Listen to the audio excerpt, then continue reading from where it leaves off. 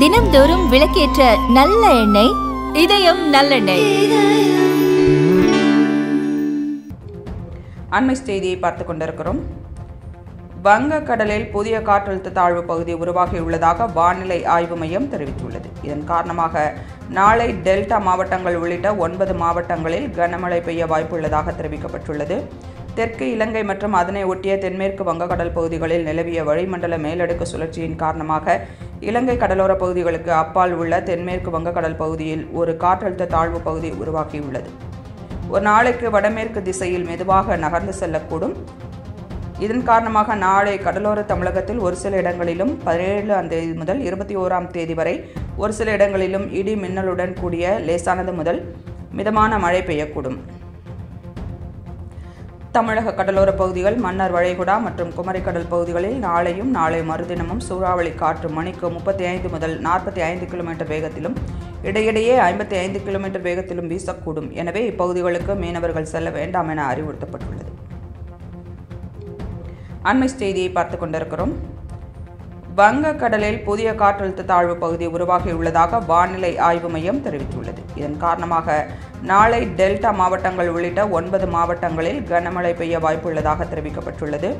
தெற்கு இலங்கை மற்றும் அதனை ஒட்டிய தென்மேற்கு வங்கக்கடல் பகுதிகளில் நிலவிய வளிமண்டல மேலடுக்கு சுழற்சியின் காரணமாக இலங்கை கடலோர பகுதிகளுக்கு அப்பால் உள்ள தென்மேற்கு வங்கக்கடல் பகுதியில் ஒரு காற்றழுத்த தாழ்வு பகுதி உருவாகியுள்ளது.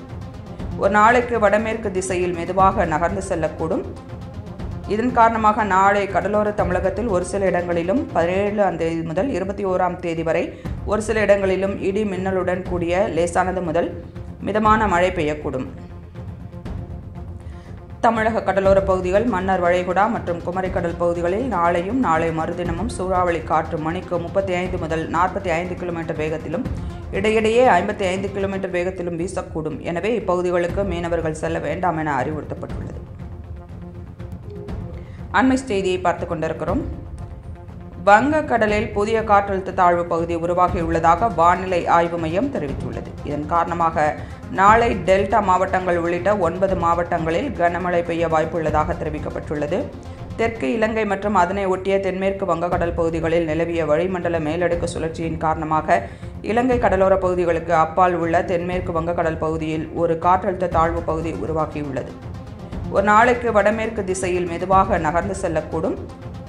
இதன் காரணமாக நாளை கடலோர தமிழகத்தில் ஒரு சில இடங்களிலும் 17ஆம் தேதி முதல் 21ஆம் தேதி வரை ஒரு சில இடங்களிலும் இடி மின்னலுடன் கூடிய லேசானது முதல் மிதமான மழை பெய்யக்கூடும்.